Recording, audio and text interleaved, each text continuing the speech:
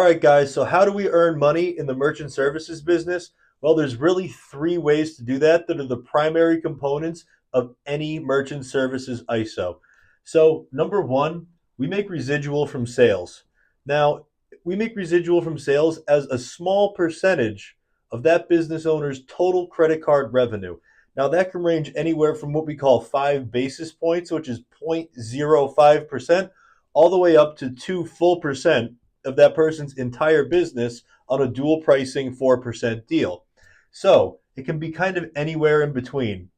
Now we also make pennies per transaction. So maybe your buy rate is 5 cents per transaction and you sell it for 10 cents per transaction. So say they do 1,000 transactions a month, you'll make an extra $50 per month on transaction fees in addition to whatever percentage they're on.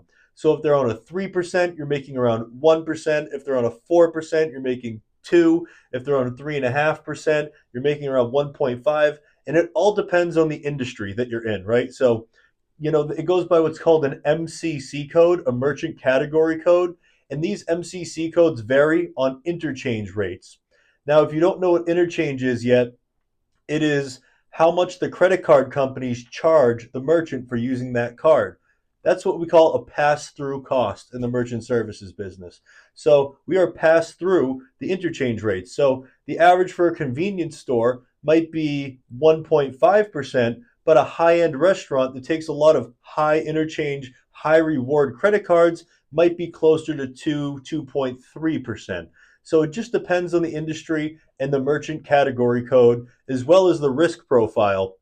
So things like CBD and cannabis, they might be upwards of 4% because of chargebacks. Also, the adult industry. The adult industry is riddled with chargebacks because there's a lot of husbands and maybe wives out there that said, hey, I didn't buy that, let's not get into it. But let's just say there's a lot of denial in that business.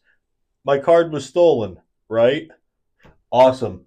So how else do we make money? We make money through hardware fee markup. So if we get a POS system, say a Clover Solo for $1,400, and we go sell that for $1,700, well, that's a nice little $300 bonus that we pass through directly to our agents. Personally, not all businesses do it the same, but you guys have the ability to mark up the equipment within a certain range to make your markup on that equipment and to make a couple extra dollars. And then the SaaS fees, so the monthly fees.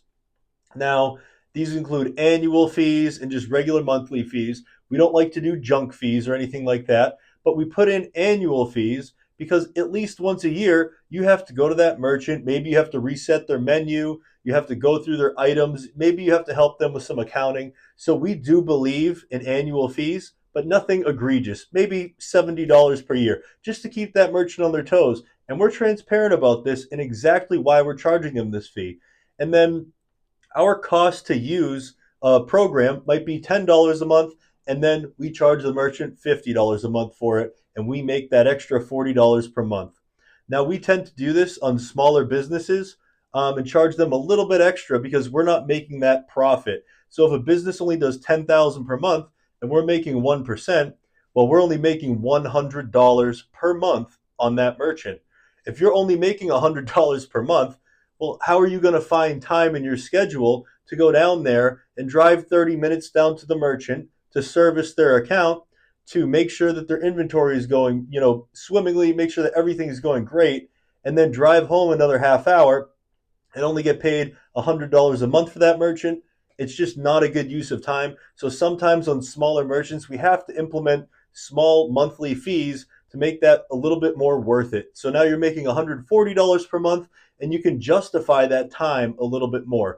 So these are definitely things that you need to take into account when you're getting a merchant service account because it is, front loaded labor intensive work where you're going to have to go set up that menu. Maybe it's your first time working, say, with a Deja Vu P1 terminal, and you don't quite know how to do it. So maybe it takes you 3 or 4 hours.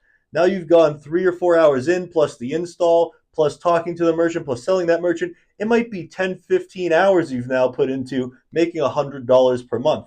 Now it's a great learning curve, but we also want to make sure you're getting compensated for your time adequately. So also know businesses do go out of business.